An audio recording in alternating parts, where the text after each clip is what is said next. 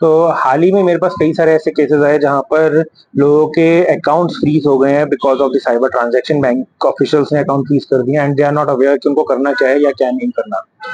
तो मेरा एक इस वीडियो को बनाने का यही मकसद है कि लोगों को बताना कि अगर आपके अकाउंट फ्रीज हो गए हैं तो उनसे कैसे बचा जाए पहली बात तो, और दूसरी बात अगर फ्रीज हो गए हैं तो उसका क्या रेमेडी है।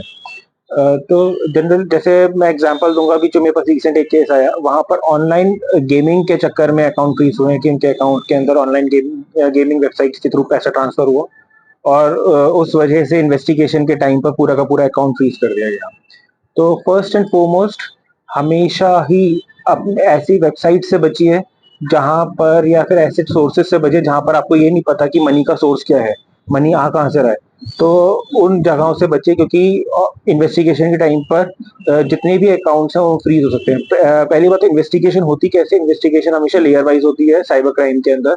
जहां पर मनी इन्वॉल्व है वहां पे लेयर वाइज इन्वेस्टिगेशन है। पहले तो डायरेक्ट अकाउंट जहां पे मनी ट्रांसफर है वहां पर उनको फ्रीज करा जाएगा, फिर उन अकाउंट से आगे जहां सब्सिक्वेंट ट्रांसफर हुए वहां पर उनको फ्रीज करा जाएगा। तो ऐसे करके पूरी चेन बनती है। तो सबसे पहले don't take the money from any of the source जहां से आपको पता नहीं है उस मनी का सोर्स क्या है। सेकेंडली, हमेशा अपने जो भी आपके पास अमाउंट आ रहा है, मनी आ रहा है, ऑनलाइन आ रहा है कुछ भी, keep a track of it कि कहाँ से कितना अमाउंट आया क्या नहीं आया। क्योंकि जब आपका वो मनी आप ट्रैक करके रखोगे तो आपको इन्वेस्टिगेशन के टाइम जो है मदद होगी कि कहाँ से क्या मनी आया। तीसरा, अगर आपका अकाउंट फ्रीज तब भी हो गया है तो go and check the get the details of the FIR, कि एफआईआर के बाद ही इन्वेस्टिगेशन शुरू होती है। तो जो भी कंप्लेंट है या एफआईआर है, बैंक ऑफिशियल से आप जाकर एक बार पूछ सकते हैं कि उस एफआईआर की डिटेल्स दे दें। And they do have that copy, जो उनके पास या कोई भी एक नोटिफिकेशन होता है वो उनके पास होता है कि अकाउंट को फ्रीज करने का या डीफ्रीज करने का। तो उनके पास वो सारी डिटेल्स रहती हैं, आप उनसे जाके ले सकते हैं। अगर वो भी नहीं मिल रहा तो आप अपने कंसर्न सीएमएम के आगे, चीफ मेट्रोपॉलिटन मजिस्ट्रेट के आगे, डीप फ्रीजिंग की एक एप्लीकेशन लगा सकते हैं अकाउंट को डीफ्रीज करने की।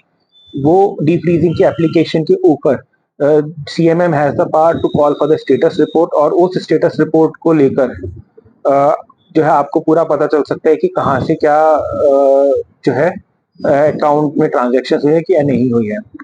एक काम और आप कर सकते हैं before moving to the CMM, अगर आपको एफआईआर की कॉपी मिल जाती है you can go and take part in the investigation as well. और आईओ को आप एश्योर कर सकते हैं कि दैट आप का अकाउंट डीफ्रीज कर दिया जाए, और you will take part in in the investigation. I hope you like this video. अगर कोई भी डाउट हो तो please do leave them in the comment section below. Thank you.